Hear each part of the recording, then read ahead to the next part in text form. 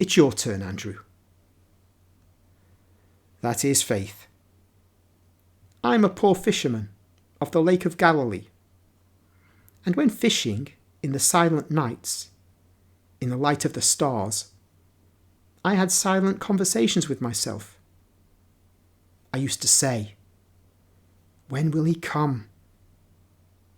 Will I still be alive?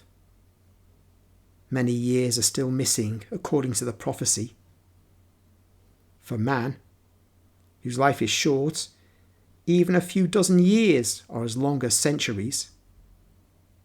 I used to ask myself, how will he come? Where? From whom? And my dull human mind made me dream of royal splendour, of royal abodes, processions, clangour, power, and unbearable majesty. And I would say, who will be able to look at this great king? I thought that he would be more terrifying in his manifestation than Jehovah himself on Mount Sinai. And I used to say, the Hebrews saw the mountain lighten, but they were not burned to ashes, because the eternal Father was beyond the clouds. But here, he will look at us with mortal eyes, and we shall die.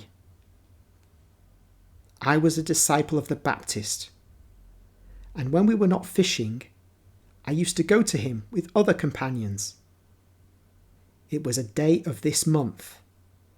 The banks of the Jordan were crowded with people who shivered when hearing the words of the Baptist. I had noticed a young, handsome man come calmly towards us along the path. His garments were plain, his countenance kind. He seemed to be asking for love and to be giving love.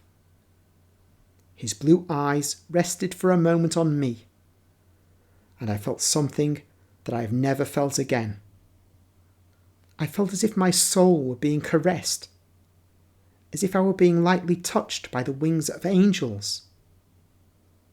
For a moment, I felt that I was so far away from the earth, so different, that I said, I shall die now.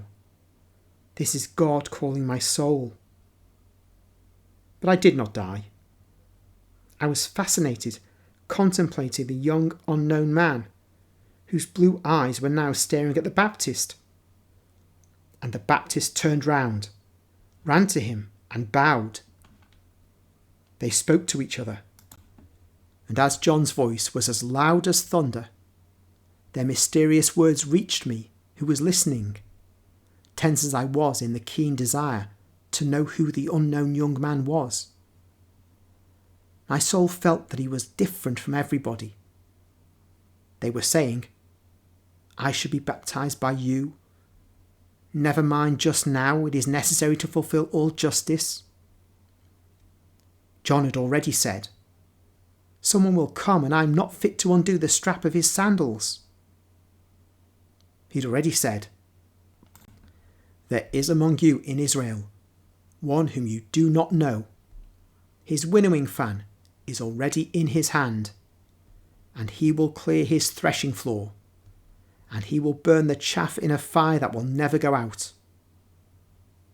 I had in front of me a young man of the common people, whose countenance was mild and humble, and yet I felt that he was the one whose sandal straps not even the Holy One in Israel, the last prophet, the precursor, was fit to undo. I felt that he was the one whom we did not know. But I was not afraid. On the contrary, when John, after the enrapturing thunder of God, and after the unimaginable brightness of the light in the shape of a dove of peace, said, Here is the Lamb of God, I cried, I believe, with the voice of my soul rejoicing because I'd foreseen the King Messiah in the young man who looked so mild and humble. Because of this faith, I am his servant.